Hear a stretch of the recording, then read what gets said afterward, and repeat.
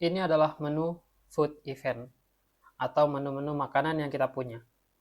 Di sini ada beberapa fungsi yang mirip seperti villa, customer, dan juga supplier, yaitu tombol atau input untuk mencari. Ya.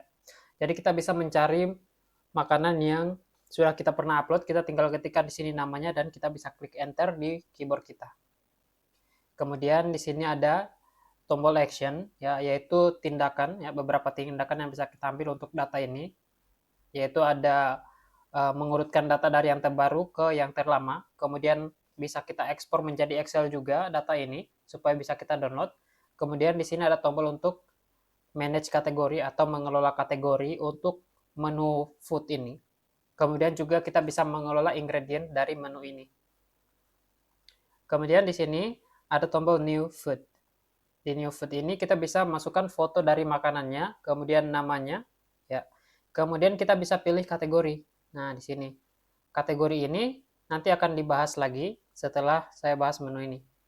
Kemudian di sini kita bisa masukkan harganya, deskripsinya, terus ketersediaannya, apakah dia available atau tidak tersedia, unavailable.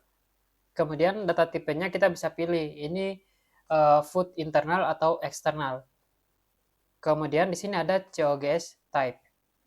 Dan ini kita bisa klik, ada dua metode untuk menghitung COGS. Jadi COGS type ini adalah metode untuk menghitung nilai COGS-nya itu apakah otomatis dihitung dari ingredient atau kita bisa masukkan manual. Nah, contohnya seperti ini. Ketika kita mau bikin produk, kita sudah isi semua, pilih kategori dan lainnya, dan kita pilih di sini auto, ya. Untuk COGS type-nya kita pilih auto. Nah, maka di ingredients, karena COGS itu kan datang dari ingredients, jadi kalau misalkan kita klik tambah ingredients, misalkan ini nih, 500 gram ini nih. Nah, ini kita bisa add, itu akan secara otomatis dia mengambil nilai COGS yang ini, 49.000 dan masuk ke sini. Dan ini tidak bisa diedit karena dia tipenya auto, sum from ingredients. Nah, coba kita tambah satu lagi, misalkan yang ini. Maka sekarang totalnya 59.000. Sesuai dengan hitung-hitungan ini, COGS ini. Tapi kalau misalkan kita pilih manual, maka ini bisa kita edit. Kita bisa edit.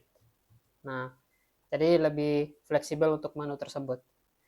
Kemudian di sini untuk fungsi ingredients ini, misalkan nih kita tambah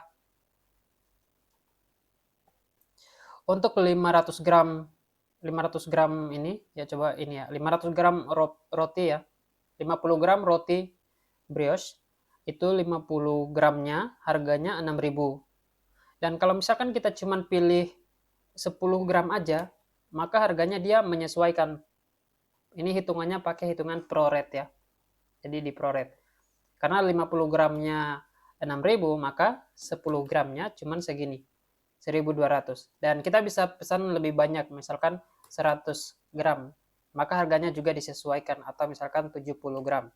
Harganya disesuaikan. Ini kita bisa klik add, maka keluar juga COGS-nya yang disesuaikan juga.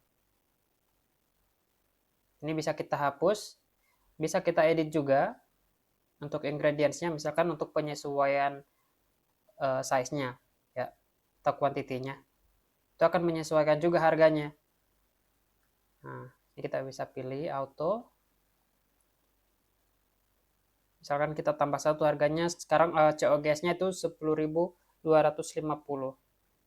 Nah, di sini juga akan menghitung otomatis lagi. Nah, ini kemudian kita bisa lihat lagi di sini. Untuk ingredients ini misalkan 50 gram roti. Nah, oh ya, ini sudah saya jelaskan. Jadi kita bisa pilih nih. Misal 50 gramnya itu 6.000, kita bisa tambah jadi 6.120. Maka yang tampil di sini juga sesuai.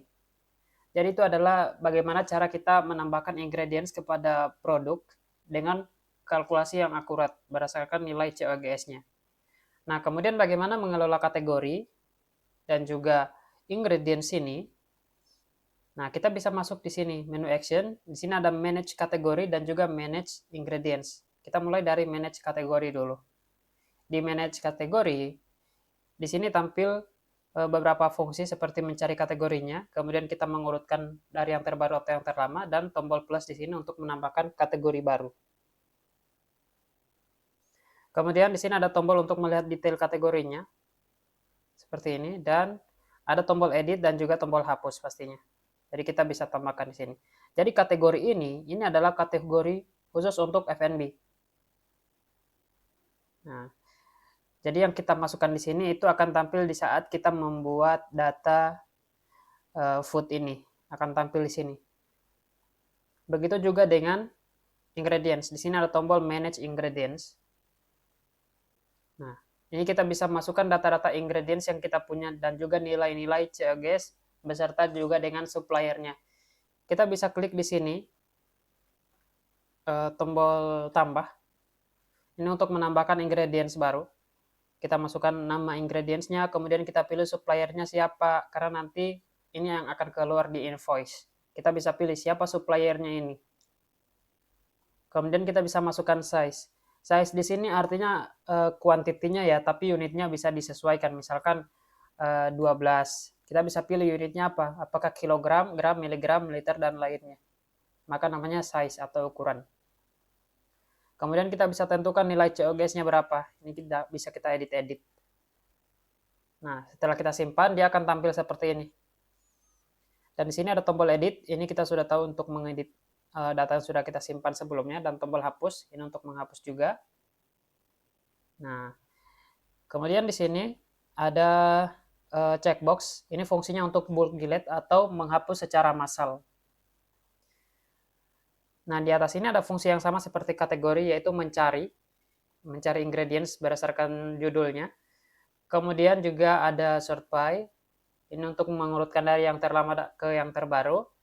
Kemudian ada tombol manage kategori, jadi ingredients ini pun dia punya kategorinya, gitu. Misalkan nama kategorinya ini nih, bread ini roti, ini jadi kategorinya roti nih, jadi semua yang bread ini dia memang apa namanya, ingredient untuk roti. Kemudian di sini ada vegetables, ini sayur-sayuran, ada buah. Jadi kategori ini diatur di menu ini. Jadi ingredient itu dia punya kategori sendiri. Nah, kita bisa atur di sini. Ini fungsinya sama ya. Ini ya untuk pencarian, untuk pengurutan, untuk tambah, edit, hapus, lihat, itu fungsinya sama ya. Jadi tidak perlu dijelaskan secara detail karena fungsinya sama. Nah, setelah itu kita balik lagi ke food event.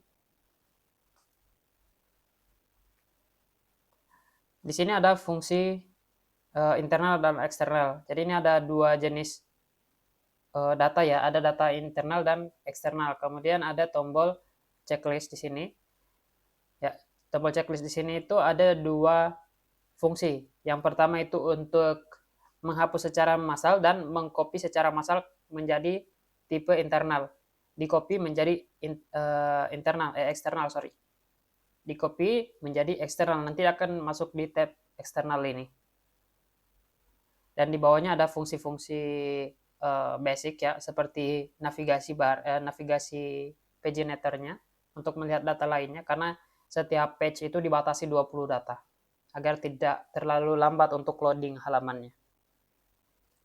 Di sini ada tombol edit yang kita sudah tahu fungsinya ya, untuk mengedit data food ini. Nah, contohnya di sini sudah dimasukkan banyak ingredient untuk satu produk.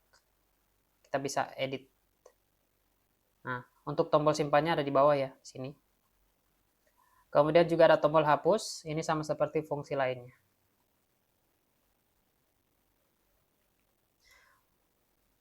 Untuk yang beverage event, itu sama aja seperti food, ya, sama aja. Cuman bedanya ini minuman, kalau yang tadi makanan, sama ya. Ini sama semua.